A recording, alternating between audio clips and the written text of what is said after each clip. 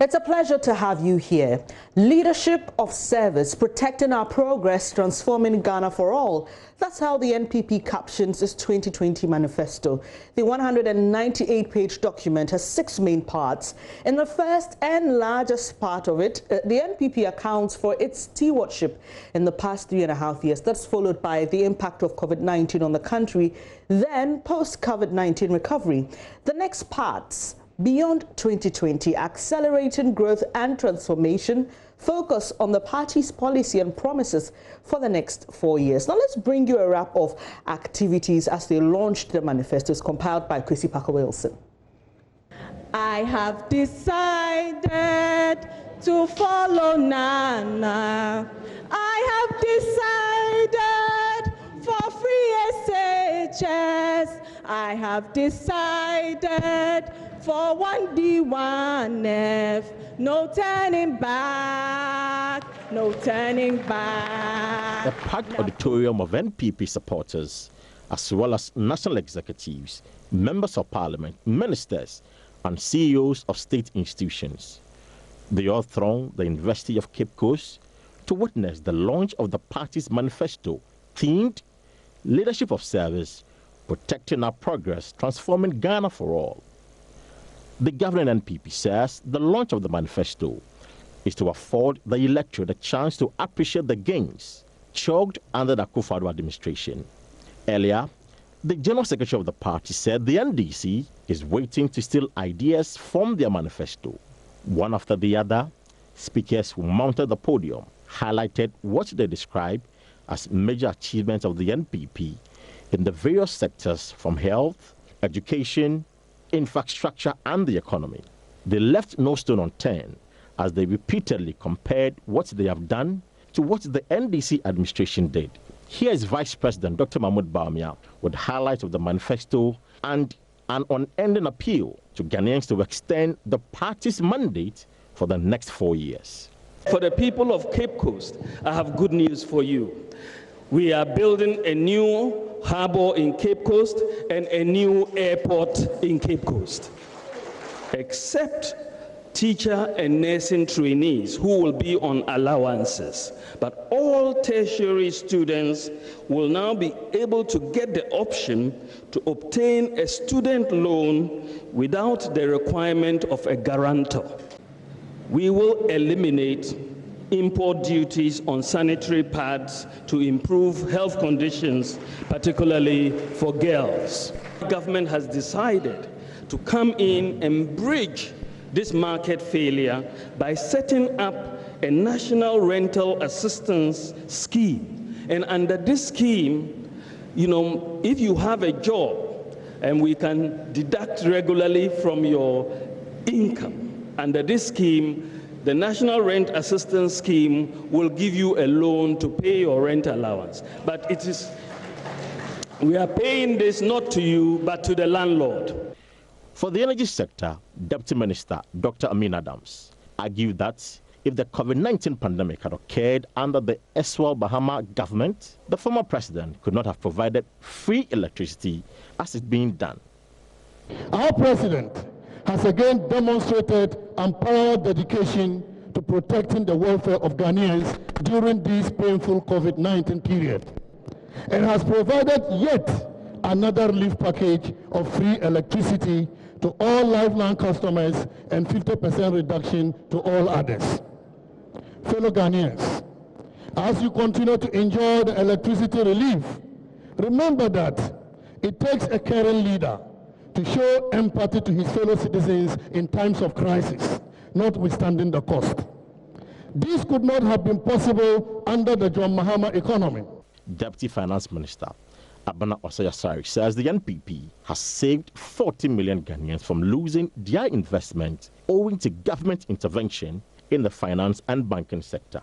Clearly, all sectors of the Ghanaian economy have benefited from the 16 policy initiatives put in place by this government, leading to manifest results. Our banking industry, for instance, was on the verge of collapse. We have fixed it. We have saved 40 million Ghanaians from losing their investment. Some, even with the aid of hindsight, have suggested what only they could describe as a common sense approach, that we should have given money to the banks to make their shareholders happy. What the Bible describes as putting new wine in old wineskins. Well, Mr. Mahama, you did exactly that over and over again. And what was the result? We were concerned with saving the whole industry rather than pleasing the same people who supervise the near collapse of the industry. On health, Deputy Health Minister Bernard Okoboy focused on government management of the COVID-19 pandemic. We have done well as a people against the novel coronavirus, albeit ought to be cautious and wear a mask. Thanks to the razor-sharp Akufo-Addo leadership, a revamped, resilient economy, comprehensive, coordinated response plan, and a willing and motivated cadre of health personnel. The pre-COVID testament for the health sector had at its core the subject of jobs. Indeed, the theme for the 2016 manifesto was change, an agenda for jobs. And it came to pass that 90,696 health personnel were recruited in the first term of the Akufo-Addo government. Former President Mahama was not spared as President Akufo-Addo challenged his decision to seek re-election. According to the president, Mr. Mahama's performance was abysmal, and for that, he should dismiss the idea of seeking re-election. He also appealed to Ghanaians to help the party secure an overwhelming victory in the upcoming polls. Our memories are certainly not short enough to forget that he brought our entire financial services system to near collapse.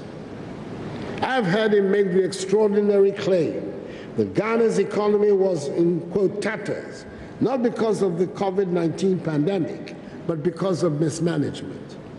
I doubt that he can recognize a well-managed economy, even if it slapped him in the face.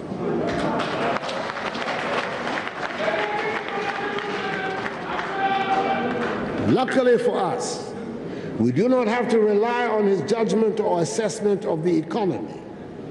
But it's important to tell him, just in case there are others like him around, that Ghana is today in a position to be able to provide one hot meal for JHS 3 students who are back in school in the midst of the pandemic. With that appeal, there is barely 4 months to the elections in December. For Joy News, I am Kwesi Parker Wilson. Now, joining us to look at the manifesto is Dr. Amacho Boateng of the Kwame Nkrumah University of Science and Technology. He's a political scientist. Thank you so much for joining our program. Since the launch of the manifesto, a lot of the highlights are being discussed on social media, on radio, on television as well, like we're doing now. What do you think the impact of manifestos are, especially at this stage in our democracy? Let me say good morning to you, to your viewers, and also express appreciation for the opportunity. Generally speaking, manifestos enable the electors, the citizens of the country. It enables them to appreciate the leaders they are going to select, who they are, what they stand for, their understanding of the challenges of the country, and also they give us an understanding of how they're going to address these challenges. And the goal, obviously, is development, how to bring about improvement in our conditions of life. So definitely, manifestos are critical, and they're going to continue to play that role. We understand in other jurisdictions you have a party, you know, creating a certain policy document, and out of that they churn out developments based on the opportunity to serve at whichever stage in the country's democracy. But here we see that almost every 4 years we churn out documents, and then sometimes they are bulky, keeping track of the promises and all. Do you think that at this stage in our democracy, especially understanding the literacy levels in this country, this is the way to go always, you know, creating a bulky document like this every time there's an election? The Ghanaian situation is special, just like you're saying, given the literacy levels. But then you realize that a lot of discussion unfold on the various electronic media. And these days, they occur in various Ghanaian languages. So you need a document to start with. I mean, it should be possible for anyone to access these, understanding the party's vision for the country, put together in a document, in one or another way. We have physical documents, we have electronic documents. Beyond that, the media is going to take up this issue. They're going to bring, various members from society, party members, civil society activists, members from the academia, to interrogate the understanding, the vision of the parties, and really to tell us whether they are sincere with the good people of Ghana. Are they going to, are these, if you like, policy statements which come out in their manifestos, are they doable? Are they doing politics with Ghanaians? Are they just, engaged in rhetoric, things that are not achievable? So at the end of the day, they are going to be interrogated critically. I think the ordinary Ghanaian is enabled to come to some understanding of these things. I mean, strictly speaking, a manifesto is a declaration of policy and aims, especially by a political party going into an election. If you look at the MPP's manifesto, for example, this section on my left is new promises, and this side is an update on what they've done so far and including COVID and how they have dealt with the situation. Do you think the idea to put the two together, knowing that we had heard from the Vice President quite recently on government achievements, especially in infrastructure, is it laudable, or you could have just gone with this? This is what they are planning to do for 2020 and just stuck to it? Well, I think it's quite ingenious on the part of the MPP to, in a way, give accounts of their stewardship. I think this is not the first time a political party is doing that, but then they have decided to put the two together. It's good. In a way, you want to tell whether they just picking and choosing. Is there some sort of continuity? Are there things that they said they were going to do, they couldn't do it? Do we see the same thing in the current manifesto? I mean, do we have linkages between the two? After all, it's the same individual who is leading the party. When the party takes, a center stage in putting together this document, in a way, the understanding is continuity, irrespective of who becomes the flag bearer. Then the party's understanding is what dominates. I like to believe that the party participates greatly in the putting together of manifestos of political parties in Ghana, but then they are owned sort of basically by the flag bearers. They are going to be the key people to implement them. In government, we don't have the party there. So to come back to what the question asked, generally, it's good to put the two together. It enables us to really tell where you're coming from and where you're going, and to tell whether you are sincere with the good people of Ghana. Finally, Dr. Amache, political scientists like yourself have encouraged us to go into issue-based politics. But something interesting happened on Friday. The president spoke on ATL FM as part of his tour. Then he was asked about an airport for Cape Coast.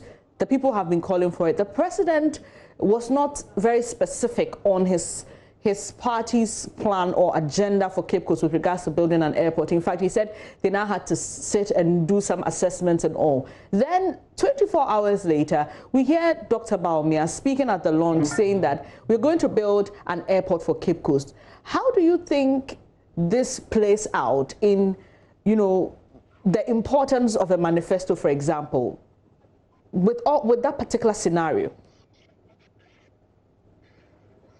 It's an interesting scenario. Manifestos are significant given the fact that they are in the form of a document, well thought out, viewed and reviewed by all members of the party who matter in the preparation of the document. And then eventually the one they have accepted is what they put out there. What really played out, is an interesting thing. You get an understanding that initially some thought had been given to this airport for Cape Coast thing. And then somehow, on the spur of the moment, the president might have, given himself a second thought and weighed into, the significance of such a major project in Cape Coast, given the fact that Ghana has airports in Accra and Takoradi. So I think it brings, to the fore the significance of manifestos. At the end of the day, it's something they cannot go back on. What appears in their manifesto will always tie them, the party. So you think that takes preeminence? It takes preeminence over what the president said? Is that what you're suggesting? Definitely. All right. Thank you for your time this morning. Dr. Amashe Boateng is a political scientist with the Kwame Nkrumah University of Science and Technology. Now, another major highlight in the MPP's manifesto is education. You know, they've been heavy on that, especially with the Free Senior High School. I've been joined by Peter Anti. He's Executive Director of the Institute for Education Studies, and Isaac J. Hyde. He's the President of the National Union of Ghana Students. Thank you, gentlemen, for joining the program. Let me start with you, Mr. Anti. Government says they're going to provide free Wi-Fi to all schools and encourage digitization and the use of technology in schools. But I'm sure you know very well that there are many unreached and undeserved, unreached parts of this country.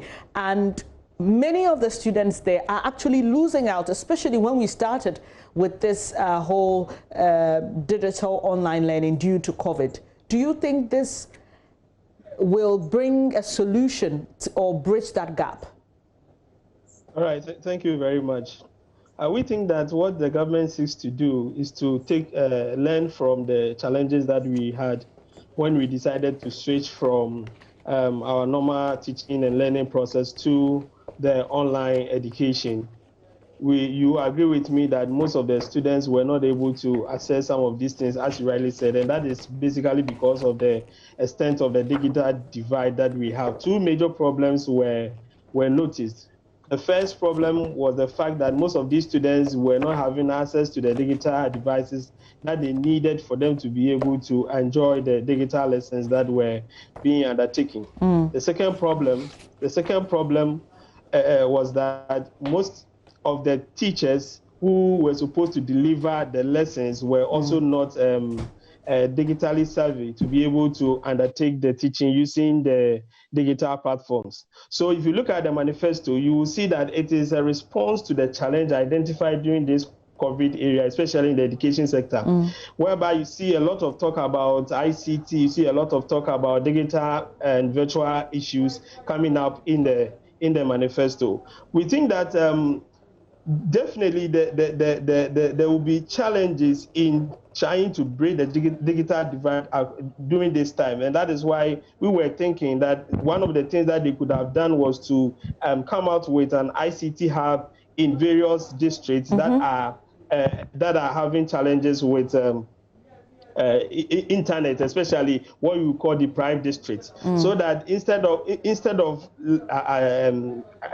let's say asking students to access these things themselves by maybe getting the devices and other things, the ICT hubs would help students who will go there in batches with a well-scheduled plan, so that everybody will be able to enjoy some of these things. Because whether we like it or not, most of our deprived areas will not be able to access some of these nice digital materials, teaching learning resources that are being put on the internet. And we need to deliberately create these platforms for them so that they can easily access them. And that is, apart from maybe providing some of these students with the needed digital devices, we should rather embark on building ICT hubs in deprived areas for students to go there and access this kind of materials. Underserved is the word I was looking for earlier, because we know the challenge is not only the existence of digital devices or computers, but just that these communities are not connected to internet at all. Let me come to you, NUG's president. Another interesting point in the MPP's manifesto is the student loan, the no guarantor system. We know that this has traveled over time. Initially, you needed 3 guarantors who were on SNIT, and when the Loan Trust Fund went off SNIT, you needed one guarantor on SNIT or any other institution recognized by the fund. But now we're understanding that there's no guarantor. Let me take you to the Student Loan Trust Fund. When you open the web page, the first thing that pops up is loan defaulters. It can take you to the list. There are about 3,000 people there. And they're having challenges. They've threatened to publish people's names online and all that. Is this a good decision? I know you're a student and it's good news to you, but really, is this a good decision? Well, thank you very much. I believe it's a good decision because our mind should take us to the motive behind taking such a decision, and that is to expand access to the loan facility, because more often than not, a lot of students do want to apply to the student loan, except for the challenge of having to provide guarantors. And the issue of payback, because you need to also understand that there are three avenues by which the student loan secures funding for its disbursement. One has to do with talk time tax. The second has to do with the money that is allocated to the Ghana Education Trust Fund, where there's a cap 10%. And then, of course, recoveries. As I agree with you, recoveries is a challenge, and the expectation is that the more people pay back the loans that they have claimed, the more the student loan is able to give to others. But it doesn't take away the fact that thousands of Ghanaian students who equally want to reach out to the loan secretariat have the challenge of getting guarantors. So we then have to look at guarantors specifically and say that in our interactions with the student loan secretariat, one of the challenges that had been with going after the monies of guarantors is that more often than not, it's not always the case that students who bring guarantors are people who they are related to. Because of the challenge, people out of sympathy can volunteer to guarantee for people. And we need to also understand that most of these guarantors will be wanting their money when going on retirement. And if you have a situation where, as I speak to you, we have about 31,000 beneficiaries of the student loan, assuming half of the people refuse to pay on time, and you choose to go after the monies of the guarantors, then it means that you are looking at about 16,000 people where you are going after pensioners' funds without having to take into consideration the reality on the ground. So yes, the concerns are genuine. However, I believe that taking off this bottleneck will expand.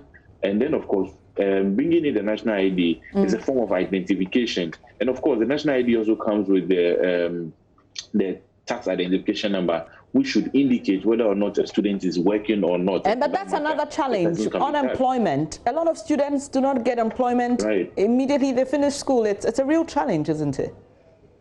Yes, research available indicates that the average graduate would get employment after 5 to 7 years. And that is whether you have a guarantor or not. And so the reality is that employment is a necessity in order for you to pay back the loan, because if you are willing to pay and you don't have a job, it means that you technically may not have the means. And so while we are looking at all these alternatives, it's also imperative that we look at how we ensure that graduates get employment so that they're able to pay back their loans. Thank you for your time this morning. Jay Hyde is president of NUGS, and earlier we spoke to Peter Anti, who is executive director of the Institute for Education Studies. Let's stay on politics. The 2020 flag bearer of the Convention People's Party, Ivor Greenstreet, has spoken, and he says that, well, even though he lost in the previous election, he will continue to contest on the ticket of the CPP until he's given the nod to lead the country. Now, Mr. Greenstreet was the first General Secretary to have been re-elected twice in the history of the Convention People's Party. He joins us for a discussion on the Congress which took place over the weekend, which saw his re-election. Thank you for joining the program, sir. Hello, Mr. Greenstreet. Could you please unmute your microphone? Great. Can you hear me now? Perfect, we can. Good to have you here. So, you have said that you continue to contest until you're given the nod. In 2016, your party, which was led by you, got 0.01% of total votes cast. What is giving you that confidence that you could actually still come with the CPP and be president of Ghana? Well, I don't recollect where I said that. Perhaps you spoke to my colleague. You spoke to my colleague, Kwesi Parker-Wilson.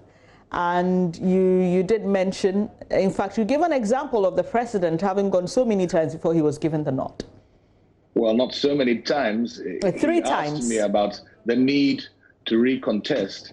And in answering him, I said that, well, His Excellency, may he rest in peace, the former President, Professor John Evans Atta Mills, contested not once, but twice, but thrice before he was given the mandate by the people of Ghana to lead this great nation.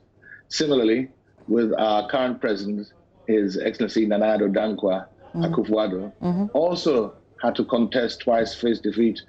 And it's on his third occasion that the people of Ghana saw fit to give him that mantle. So I therefore use that as an example to demonstrate that Ghanaians sometimes take time to get to know a candidate, get time to understand or have belief in a candidate and its parties and its programs and its policies. And therefore, losing once badly does not mean you should be precluded from thinking about coming again to represent your party and represent the people of Ghana. It's been a while since we heard from the CPP and yourself, and we've just got about 4 months to the elections. What would you have to tell? It is interesting that you mentioned that. Recently we had a discussion also through Zoom with one of your good colleagues, Evans Mensah, about the structure of politics and about the nature of the media and about how sometimes it may be difficult for other voices smaller to be heard. parties, exactly. And let me give you a perfect example. When I was elected as the presidential candidate of the party, which I'm sure you'd agree with me, is significant, even though we have 2 larger parties, the NDC and the NPP. It is still significant when a smaller party elects its presidential candidate, and therefore worthy of news and worthy of prominence when it is that news is given. So I mentioned to the very colleague that you just referred to, Parker Wilson, and I asked him, Parker, why is it that when I was elected as the candidate again on Saturday, that on your Joy Online, you chose not to make that a top story. And the top story was still either an MPP or an NDC story. It was only after personally speaking to him about it that later in the day, Joy Online decided to make the fact that I was elected the presidential candidate their top story for a few hours. So therefore, when you refer to the fact that sometimes we are not heard or we don't speak, it is not that we don't hear or speak, but the structure of the media and perhaps those who are there sometimes doesn't allow us to be heard properly. And sometimes those voices you want to hear are the voices of insults, the voices of denigration, the voices of attacks. And I don't think that is my nature, nor will it become my nature. So therefore, hopefully, on this occasion, as you said, with this short period remaining for the 3 months, you will give us the opportunity to demonstrate alternative policies, alternative directions, and alternative hope for the people of Ghana. Because we sincerely believe that, yes, the NPP and the NDC have good people. Yes, they may have tried over a period of time. However, we feel that the impact of their policies and the nature of their policies have not had a significant enough impact on the people of Ghana for them to warrant confidence being reposed in them and for them being returned to office. Mr. Greenstreet, I was speaking to someone over the weekend, and he made this assertion that while he was in school, the CPP was referred to as the old people's party, and there's such a disconnect with younger folks. We see the 2 major parties very visible on social media, for example. The candidates are putting themselves out there, doing Facebook Lives and all. Are we likely to see the CPP take that turn, especially in reaching out to the younger generation? Well, being a journalist with, I'm sure, figures and research at your fingertips, I'm sure you'll be able to tell me the age of the sitting president. 70-something? Yes. So you're referring to CPP as an old people's party? I am not referring. I am not talking. I'm not talking about the leadership. And the other members of their leadership. Mr. Greenstreet. The old people's party. But I agree with you. It is about perception. And therefore, yes, as part of and your party's ability to reach the younger folks. I agree with you. So therefore, it is about, in this remaining 3-month period, our capacity and our ability to be able to reach out to the young voter, to have policies and programs that make sense to the ordinary Ghanaian and that excite them and that are entirely different from the NDC, and which which is what CPP represents. So that is why in your comment about old, I was trying to let you know that rather it is they who are old. Kamana is old. The leading figures in the NDC are they are rather the old People's Party. So therefore, it is through your mechanisms and other mechanisms we intend to use between now and December 2020 that we hope we can.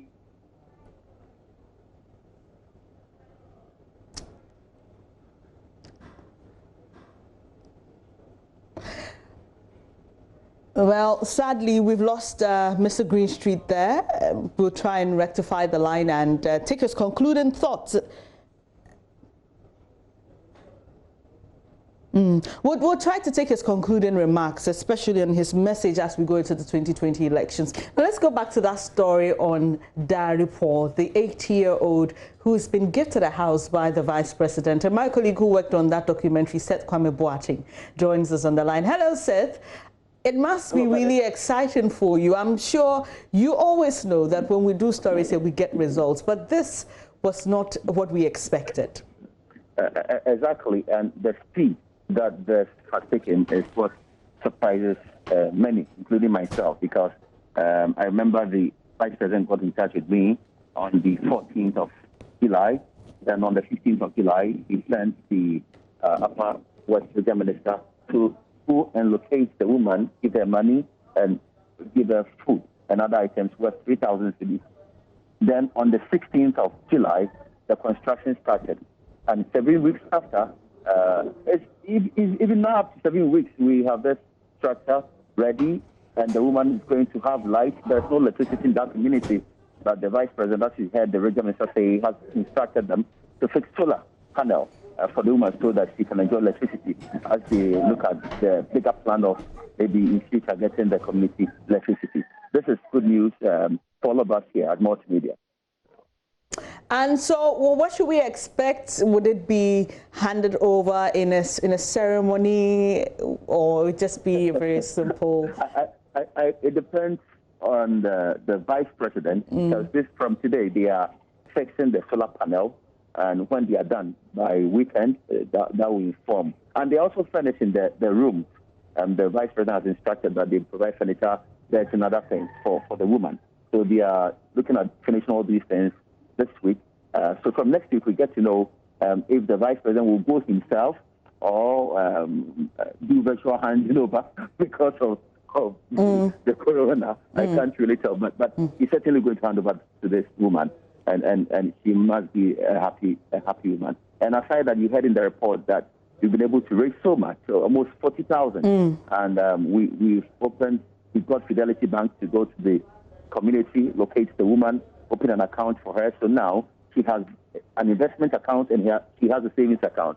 We have deposited 2/3 of the money we raised from our viewers and our listeners in that account, and we have the rest in the savings account. And we've gone into an arrangement with the woman that every month they are going to give her about 400 cedis, which is enough for her to take care of her throughout the month. So every month she's going to get this amount of money from the savings, so that the interest that will accrue from the investment account will go back to the savings. So all the time she will have access to money. That's what we have done.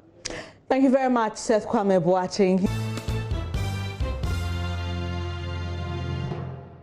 Hi, good morning. Welcome to Business. My name is Dari Poga. The Ghana Mine Workers Union is making a strong case for the recapitalization of the mining sector. According to the union, this is a better alternative to calls for the introduction of windfall tax on mining profits. Speaking to Joy Business after the union's National Executive Council meeting, General Secretary Abdul Mumingbana said an increased investment for the sector will improve its market offering and create more jobs. We believe as a union that it's important to recapitalize, because recapitalization would afford opportunity for expansion of infrastructure, mining infrastructure and mining systems. We also believe that it will give us opportunity to increase exploration activity. And once exploration activity increases, there's opportunity for enhanced production. And this certainly would afford us the opportunity as an industry to create a lot more jobs, for teeming young men and women, and indeed people who are falling out arising from this pandemic. So Ghana Mine Workers Union actually believes that the government must lead the way. And how would the government lead the way? We believe the government must demand from mining companies in the industry some, very robust plans that would ensure that windfall arising from the current price of gold, from about $2,000 with an all-in sustaining cost of average of between $950 to about $2,500. You are raking in close to about $400 to $500 per ounce as windfall, and that's free cash. And so we believe that rather than other skeptics would advocate that we introduce or we slap or impose windfall tax on these mining companies, given the critical nature of the state we find ourselves as a country. The Ghana Mine Workers Union believes that rather than imposing windfall taxes on these mining companies, we should give them opportunity to pump the money back into the business. Now, the CEO of the National Entrepreneurship and Innovation Program, John Kuma, says Ghana's heated political environment is to blame for most challenges faced by young entrepreneurs. Even though Ghana has made remarkable strides in easing the cost of doing business, Mr. Kuma argues there is a conspiracy by some politicians to bring down businesses that strove in previous administrations. People always watch the environment.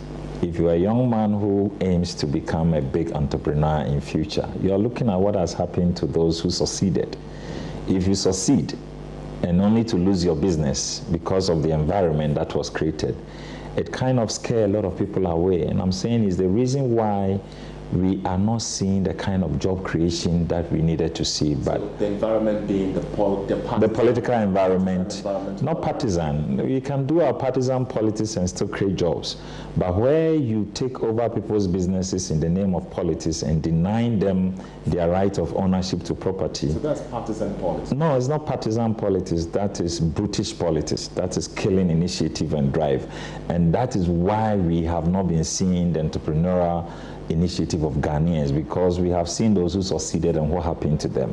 But I can say that since in the Fourth Republic from 1992, some stability in our environment is gradually encouraging more people to come back to reinvest in Ghana. Because before, they could not even invest in Ghana because they're afraid of being chased away. Later today at 5 p.m. on Business Live. Don't miss it. Up next, sports. Stay tuned.